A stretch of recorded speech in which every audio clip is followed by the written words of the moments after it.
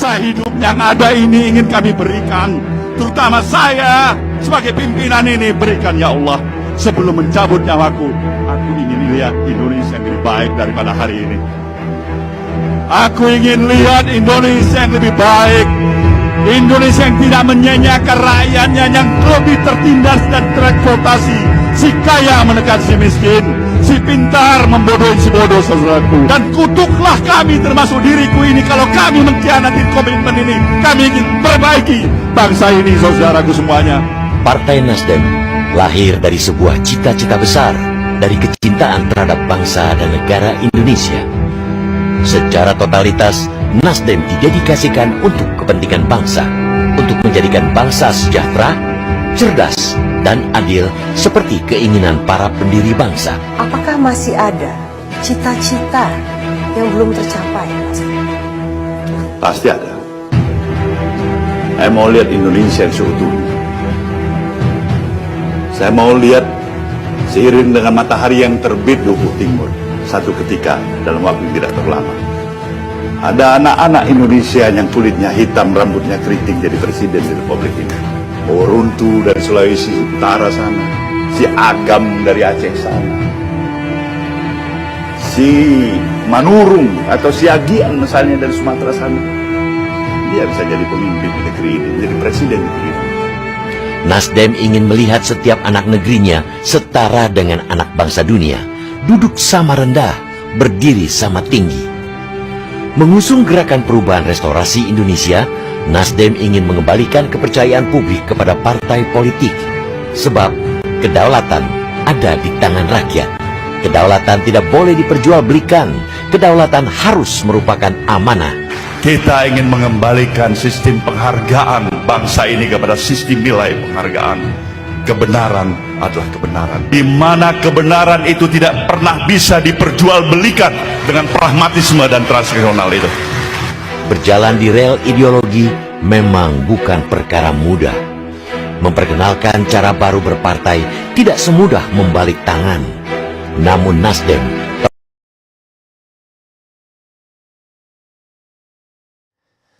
Assalamualaikum warahmatullahi wabarakatuh. Sobat RH sekalian, jumpa lagi kita di channel yang keren ini. Keren cadas. Ya sobat RH sekalian, masih dalam suasana Idul Adha. Kita takbir dulu ya. Allahu Akbar, Allahu Akbar, Allahu Akbar. La ilaha illallah wallahu akbar. Allahu akbar walillahil hamd. Ya sahabat sekalian, ada dua hal yang ingin saya bahas ya.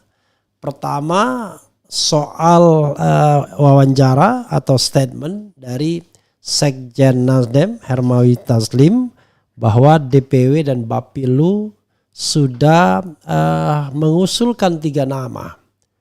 Satu, ini tidak urutan ya, Anies Baswedan, kemudian Ahmad Sahroni, dan juga Wibi Adrino. 3 nama inilah yang kemudian dicalonkan sebagai calon gubernur usungan atau usulan dari Nasdem ya. Ini bukan kejutan karena sebelumnya memang sudah santer-santer terdengar 3 nama ini yang diusulkan. Tapi ini makin mempertegas bahwa Nasdem pun mencalonkan Anies Baswedan. Dan kalau kita lihat misalnya elektabilitas, tentu di antara 3 nama ini Anies yang paling moncer ya tentunya. Bahkan bisa dibilang Ahmad Sahroni dan Wibi Adrino sangat tidak sebanding dengan Anies dari sisi popularitas dan elektabilitas. Sahroni Crazy Rich Tanjung Priuk, orang kaya di Tanjung Priuk ya. Kayanya entah kapan, tapi yang jelas memang dari bawah ya. Wibi Adrino kalau tidak salah masih keponakan dari Surya Paloh ya, masih kerabat atau keluarga Surya Paloh. Coba kita sedikit bacakan sebelum kita bahas. Dan saya ingatkan juga mengenai kutuklah kami ya, ketika pidato pendirian Partai Nasdem. Biasanya orang mendirikan partai politik itu dengan idealisme yang menyala-nyala. Tapi apakah itu yang dibawa ketika Nasdem menjadi bagian dari pemerintahan?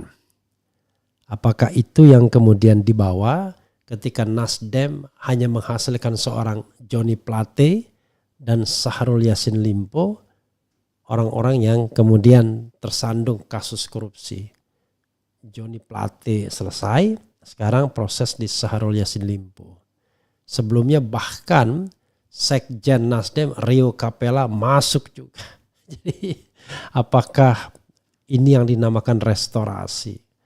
Ya tentu kita tidak bisa mengkondem Nasdem, apalagi saya orang luar. Tapi pendekatannya ada dua.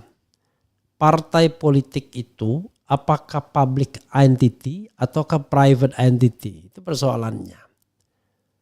Dia public entity, tidak bisa partai politik mengatakan ini partai kami. Karena partai politik mencari suara dari rakyat yang bukan anggotanya. Mereka bersosialisasi, berkampanye kepada siapa saja.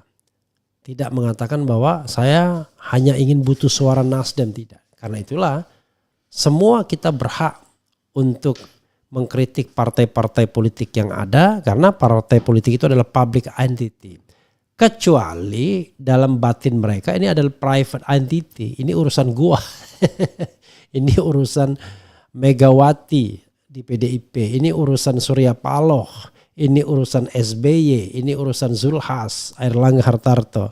Kalau begitu mental pimpinan partai politik, ya tidak heran.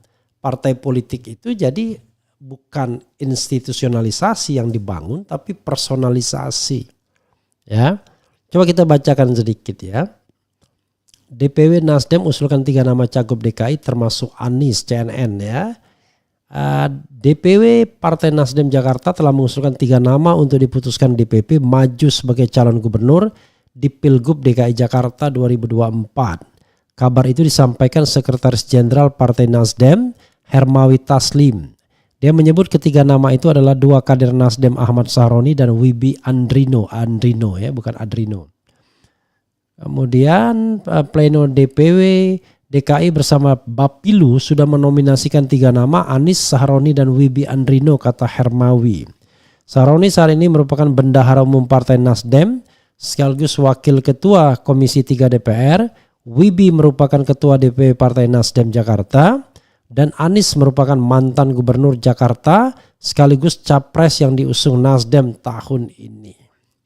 Menurut Hermawi, pihaknya akan memutuskan dan mengumumkan 1 dari 3 nama tersebut pada tanggal 31 Juli. Hal itu bakal dilakukan setelah DPW DKI dan Bapilu menggelar pleno pada 11 Juni. Paling lambat 31 Juli DPP akan menentukan 1 nama, kata Hermawi. Dengan usulan itu, Anies dengan demikian hingga kini telah diusulkan 4 pengurus partai tingkat provinsi di Jakarta.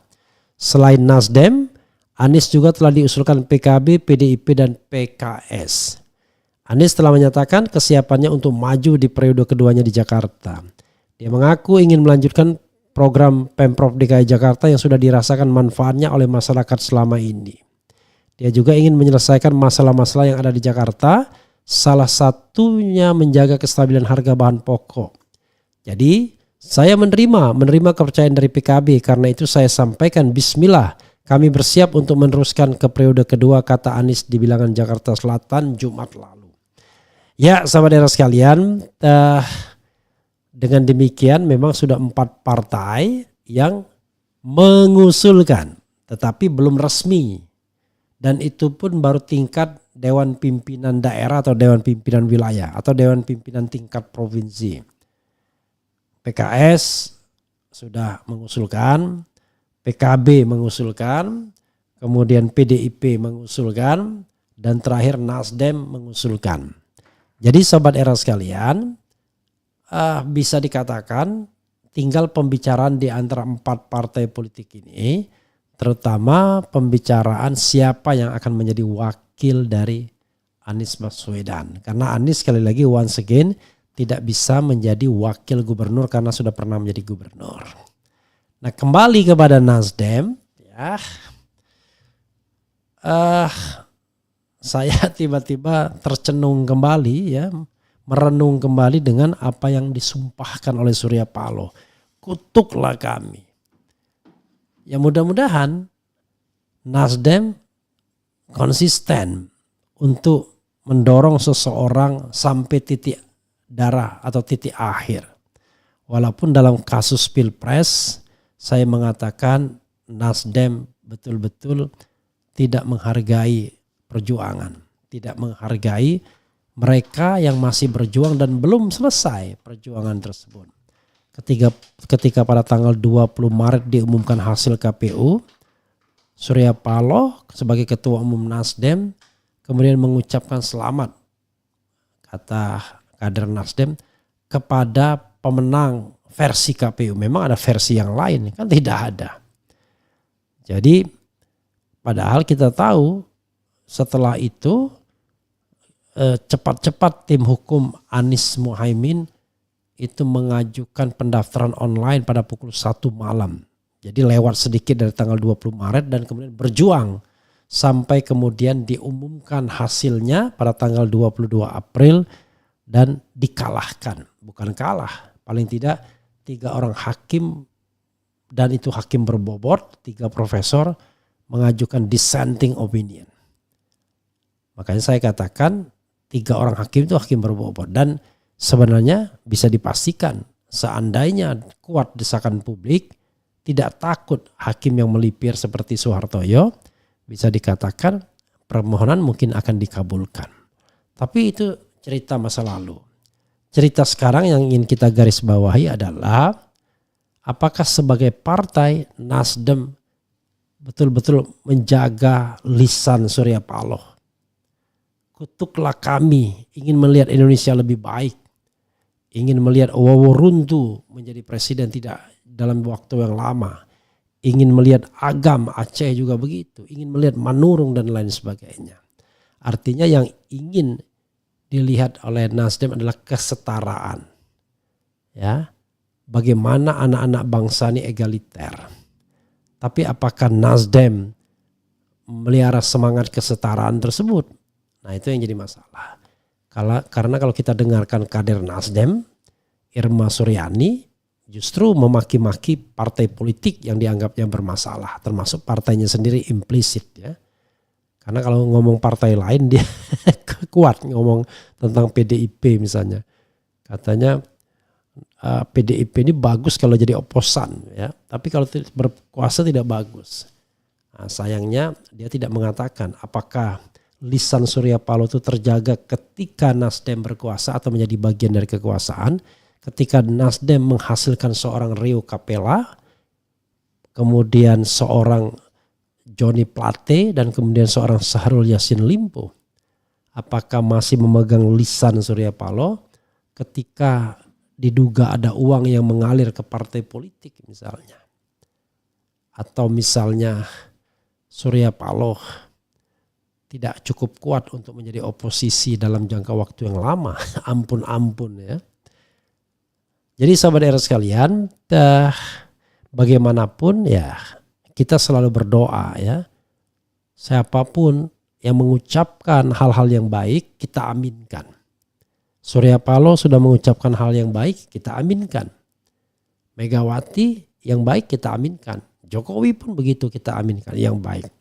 Tapi kalau mereka tidak melaksanakan apa yang mereka ucapkan, ya celakalah diri mereka sendiri, karena mereka adalah pemimpin-pemimpin bagi rakyat kita. Baik formal maupun informal. Siapa bilang Surya Paloh bukan pemimpin? Surya Paloh pemimpin. Jokowi pemimpin formal. Siapapun yang mendapatkan jabatan negara adalah pemimpin dalam lingkupnya. Siapapun yang memimpin suatu organisasi besar kemasyarakatan, apalagi partai politik, adalah pemimpin bagi banyak orang. Dan lisan pemimpin itulah yang harus kita pegang ketika kita ingin menagih janji organisasinya, partainya, atau jabatannya. Mudah-mudahan sekali lagi saudara sekalian ya, Nasdem bukan kembali. Kalau kembali itu seolah-olah sudah berbuat, membuktikan bahwa mereka betul-betul adalah partai di baris restorasi. Kalau slogannya ya sudah. Tapi apakah itu yang menjadi semangat kader-kader mereka, ataukah ya sama saja dengan yang lainnya, pragmatisme politik. Paling tidak belum apa-apa sekjennya Rio Capella sudah jadi koruptor. Belum apa-apa ketika menjabat baru 2 periode pemerintahan sudah dicokok kadernya ketika diberikan jabatan.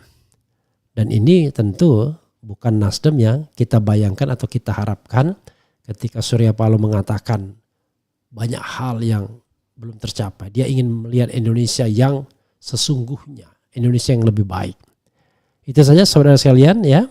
Mudah-mudahan dengan mencalonkan kembali Anies Baswedan, Nasdem tetap pada jalan ijtihad itu. Kemarin saya di WA oleh seorang teman yang mengatakan tidak respect ketika Anies menjadi calon gubernur. Saya mengatakan, saya awalnya juga mengatakan demikian. Tetapi persoalannya adalah kita harus melawan dalam setiap kesempatan terhadap pemerintahan yang zalim, yang katakanlah curang, menggunakan fasilitas kenegaraan, yang memecah belah dan lain sebagainya. Kita butuh sebuah sarana perlawanan. Dan perlawanan tersebut tentu perlawanan yang konstitusional. Kita harus tunjukkan bahwa kita bisa menang dengan jujur dan adil. Tidak pakai gentong babi, tidak pakai bansos dan lain sebagainya. Tetapi kalau misalnya Anies ternyata tidak ada bedanya dengan yang lain, ambil Kaisang, mau juga pakai gentong babi, bansos dan lain sebagainya. Ya udah, kita coret nama dia, kita hapus nama dia. Dia bukan pemimpin yang kita harapkan. Kita cari lagi calon-calon pemimpin ke depan. Karena mudah-mudahan dalam karut-marut kehidupan politik ini kita masih bisa mendapatkan pemimpin yang jujur dan amanah, atau calon-calon pemimpin yang jujur dan amanah. Tidak Anies Baswedan, siapa saja. Anies Baswedan mungkin terjebak di Jakarta. Kita berharap muncul calon-calon lain yang capable, yang punya kualifikasi, yang jujur, yang amanah, yang sidik, yang fatona, yang tablik. Pokoknya memenuhi kriteria kepemimpinan yang kita inginkan. Itu saja saudara sekalian. Selamat untuk sementara kepada Anies Baswedan yang sudah paling tidak dicalonkan, disebut-sebut oleh 4 partai politik. Mulai dari PKS, PKB, PDIP, dan terakhir atau pertama kali Nasdem. Soalnya belum ada yang resmi, paling tidak 4 partai ini. Itu saja sahabat dan sekalian. Wassalamualaikum warahmatullahi wabarakatuh. Allahu Akbar, Allahu Akbar, Allahu Akbar. La ilaha illallah, Allahu Akbar. Allahu Akbar walillahil hamd. Wassalamualaikum warahmatullahi wabarakatuh. Keren cadas.